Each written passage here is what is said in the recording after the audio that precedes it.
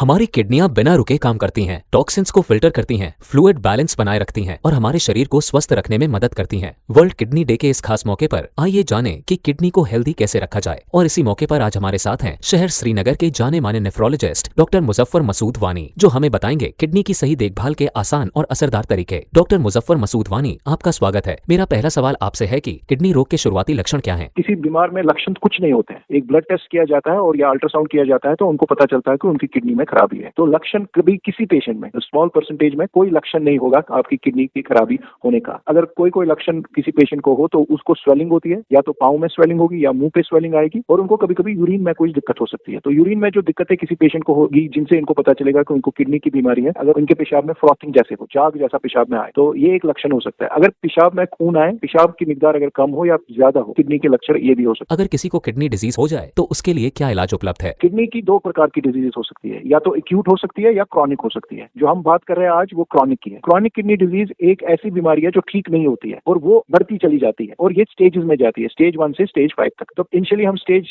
Manage करते हैं, जो स्टेज 1, स्टेज 2 या स्टेज 3 या स्टेज 4 है, तो वो हम मैनेज करते हैं दवाइयों से, आपके लाइफस्टाइल मॉडिफिकेशन से। अगर किसी को किडनी की खराबी पथरी से हो या ट्यूमर से हो तो उसको सर्जरी भी करनी पड़ सकती है। लेकिन लेट स्टेज, जिसको हम स्टेज 5 बोलते हैं, उस स्टेज में हमको डायलिसिस या किडनी ट्रांसप्लांट के बगैर कोई चारा नहीं है। किडनी को स्वस्थ रखने के लिए हमें कौन कौन सी आदतें अपनानी चाहिए? एक इंसान को जरूरी है लाइफस्टाइल मॉडिफिकेशन। उसमें उनका वेट कंट्रोल करना है, उसमें उनके खाने की चीजें को कंट्रोल करना है, स्पेशली सॉल्ट से ब्लड प्रेशर बढ़ सकता है और ब्लड प्रेशर से किडनी में खराबी आ सकती है। तो किडनी डिजीज को भी बचाने के लिए आपको लाइफस्टाइल मॉडिफिकेशन करनी है। दूसरी बात है कि अगर आपको या ब्लड प्रेशर है या डायबिटीज है या दोनों है, तो उनको बहुत इंपॉर्टेंट है कि वो दोनों कंट्रोल में रहे। जितना आपका ब्लड प्रेशर कंट्रोल में रहेगा उतने आपकी किडनी की डैमेज होने के चांसेस कम। और शुगर कंट्रोल में रहेगा उतना चांसेस है कि आपका किडनी खराब न हो। बदलती लाइफस्टाइल किडनी पर कैसे असर डाल रही है? एपिडेमिक है ओबेसिटी का। जैसे हमारे बच्चे घर का खाना कम खाते हैं, एक्सरसाइज कम करते हैं, जंक फूड ज्यादा लेते हैं, तो ओबेसिटी का एक एपिडेमिक जो हमारे मुल्क में चल रहा है, तो उससे किडनी पे असर होता है। जितना आपका वजन ज्यादा हो उतने चांसेस है कि आपकी किडनी खराब होने के चांसेस ज्यादा है। दूसरी बात है कि स्ट्रेस आजकल हमारी जिंदगी में काफी है, तो स्ट्रेस की वजह से तो किडनी पे कोई ऐसे डायरेक्ट असर नहीं होता है, लेकिन स्ट्रेसफुल लाइफ है, आपका ब्लड प्रेशर बढ़ने की वजह से आपकी किडनी पे ज्यादा असर हो सकता है। तो प्रोसेस्ड फूड खाने में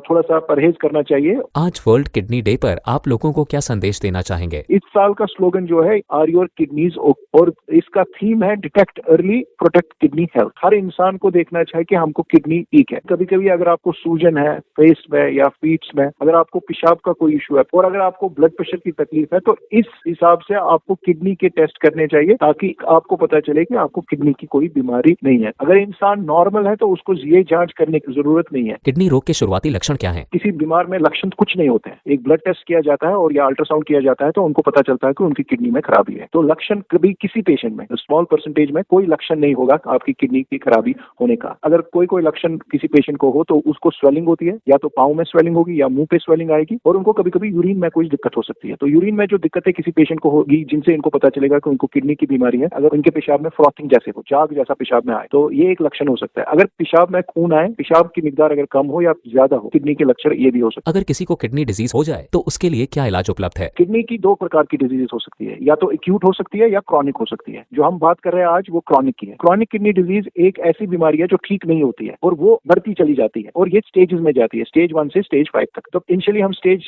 मैनेज करते हैं, जो स्टेज 1, स्टेज 2 या स्टेज 3 या स्टेज 4 है, तो वो हम मैनेज करते हैं दवाइयों से, आपके लाइफस्टाइल मॉडिफिकेशन से। अगर किसी को किडनी की खराबी पथरी से हो या ट्यूमर से हो तो उसको सर्जरी भी करनी पड़ सकती है। लेकिन लेट स्टेज, जिसको हम स्टेज 5 बोलते हैं, उस स्टेज में हमको डायलिसिस या किडनी ट्रांसप्लांट के बगैर कोई चारा नहीं है। किडनी को स्वस्थ रखने के लिए हमें कौन कौन सी आदतें अपनानी चाहिए? एक इंसान को जरूरी है लाइफस्टाइल मॉडिफिकेशन। उसमें उनका वेट कंट्रोल करना है, उसमें उनके खाने की चीजें को कंट्रोल करना है, स्पेशली सॉल्ट से ब्लड प्रेशर बढ़ सकता है और ब्लड प्रेशर से किडनी में खराबी आ सकती है। तो किडनी डिजीज को भी बचाने के लिए आपको लाइफस्टाइल मॉडिफिकेशन करनी है। दूसरी बात है कि अगर आपको या ब्लड प्रेशर है या डायबिटीज है या दोनों है, तो उनको बहुत इंपॉर्टेंट है कि वो दोनों कंट्रोल में रहे। जितना आपका ब्लड प्रेशर कंट्रोल में रहेगा उतने आपकी किडनी की डैमेज होने के चांसेस कम। और शुगर कंट्रोल में रहेगा उतना चांसेस है कि आपका किडनी खराब न हो। बदलती लाइफस्टाइल किडनी पर कैसे असर डाल रही है? एपिडेमिक है ओबेसिटी का। जैसे हमारे बच्चे घर का खाना कम खाते हैं, एक्सरसाइज कम करते हैं, जंक फूड ज्यादा लेते हैं, तो ओबेसिटी का एक एपिडेमिक जो हमारे मुल्क में चल रहा है, तो उससे किडनी पे असर होता है। जितना आपका वजन ज्यादा हो उतने चांसेस है कि आपकी किडनी खराब होने के चांसेस ज्यादा है। दूसरी बात है कि स्ट्रेस आजकल हमारी जिंदगी में काफी है, तो स्ट्रेस की वजह से तो किडनी पे कोई ऐसे डायरेक्ट असर नहीं होता है, लेकिन स्ट्रेसफुल लाइफ है, आपका blood pressure, again blood pressure बढ़ने की वजह से आपकी किडनी पे ज्यादा असर हो सकता है। तो प्रोसेस्ड फूड खाने में